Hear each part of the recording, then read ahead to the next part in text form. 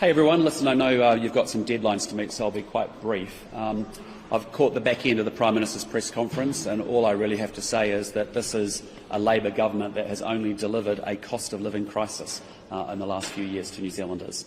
What we didn't see today was tax inflation adjusted tax thresholds, which would have made a big difference to working families so they can keep more of what they earn and spend it as they see fit. And there was nothing in here to deal with the underlying causes of inflation. What we saw was something dealing with the symptoms, not the causes. And as a result, the takeaway is very simple, that it's been lovely music in the background, isn't it? Yeah. The takeaway is very simple, which has been 5.5 years of just a stupendous waste of money, time and energy, and that's not been great for the New Zealand people. You feel a little bit snookered here. This is the Labor Party really taking away your attack lines. What I feel incredibly sad about is what an absolute waste the last 5.5 years has been. What has been the point of all these projects that were dumb ideas at the beginning and actually have been a stupendous waste of time? Do you concerns about environmental climate change commission borrowing after this? Well, what we've seen here is really a government that's actually just really struggled to actually deliver a plan that actually deals with the underlying causes of inflation. That is the major issue that New Zealanders are dealing with up and down this country on a day where food prices were at 12%. That was fantastic, isn't it? Who is doing that? Is it the guys outside? Oh, is it? That's great. Chris Luxon says that he has 28 pages of things that they're planning to do, but couldn't actually name one example. What are you planning to do? What are your policies, your projects? What are you actually going to announce that you're going to do that will be... With respect to climate change? Christopher Luxon government, what would it look like? Well, you've already started to see you've got a great clear plan on Three Waters, which we announced 2 weeks ago.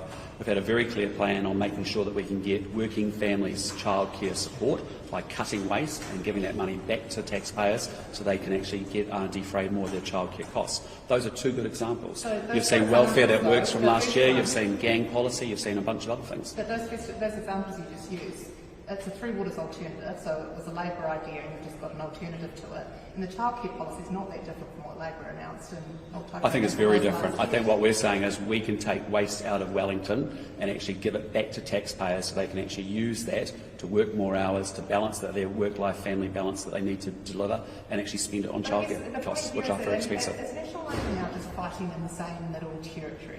Look, what you've seen here today is a government that actually has not tackled the causes of inflation. What is needed is cost control. What's needed is not to pass, costs on to businesses at the higher prices.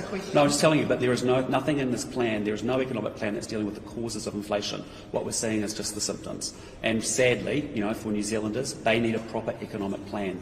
If you're in New Zealand tonight and food prices are at 12%, fruit and vegetables are up at 23%, that is huge for families up and down this country. And what they really want is a government to tackle the causes of inflation, what we've been talking about now for over a year and a half.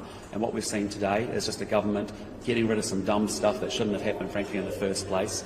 $1 billion of savings, which is a rounding error for a government spending $53 billion extra each and every year than what it has done, and ultimately no plan to deal with the causes of inflation. My last question. Yeah. What do you think about the staging of light rail? Look, for me, Auckland Light Rail is a project that just doesn't make sense. It's a project that shouldn't exist. It's $30 billion that could be better deployed actually investing in things that make New Zealand go much faster and do much better. And instead we've seen an idea that's been talked about for a long time. It's not happening. It was supposed to have been finished, the first stage, by the end of 2021.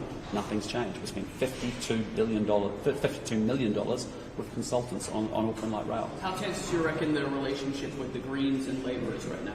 I don't know. That's something for them to deal with internally. What I can tell you is this is a government that actually is not delivering for New Zealanders. It's not tackling the causes of inflation with a proper economic plan.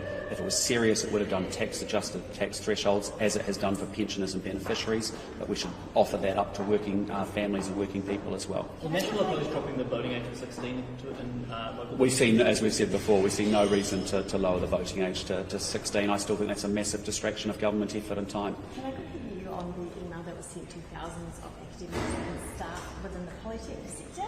It said that they were public servants and must remain politically neutral ahead of this year's election. They're concerned about their own freedom of speech and whether they should be lumped into that sort of category. Do you have a view on that? Look, what we've talked about last week was just saying very clearly we want to make sure our public service is politically neutral so that it can actually work with any successive government of any colour. That's important to New Zealand. We do not want a politicised public service as we see in the US. It's important to us. And the same principle holds. We do not need to see the politicisation of our public service. But a Crown entity, are they not allowed to say their own thoughts in their academics? What I'm just saying to you is we want to make sure that we've got neutral, neutral public servants that actually can deliver for any successive government. And so people actually, have to be very careful about the positions they hold. It depends on the position that they do hold, but they should hold those positions 24/7. It's important. And okay, last question. Sorry. On teachers striking this week, are you? What is National's view? Do you think that they should be paid more? Are you happy with what the government's offering? And do you think that the class sizes are too large? Look, what I'd say to you is we'll have more to say about education in the coming weeks with our policy before the election. But what I'd say is also it's really important that the government, we're not party to those negotiations. They're in the middle of them with the Ministry of Education, with teachers. We're not party to that. We don't have an understanding of what's going on in there. Sorry, last question. On the reset, so you have said that Hipkins was a new leader, same government, same party, but these are quite an extensive, a lot of policy that they're getting rid of. You've said it's a waste of 5 years. Well, I just feel sad for New Zealanders, right? It's 5.5 years of time, energy and money that has been spent on projects that were dumb, that shouldn't have started in the first place. When you think about the TVNZ, RNZ merger, when you think about, cash for clunkers programs, we know they don't work around the world. Those are things that we've opposed really strongly. So for us, what's the last 5.5 years actually been about with this government? Is this a break, though, from the Ardern government?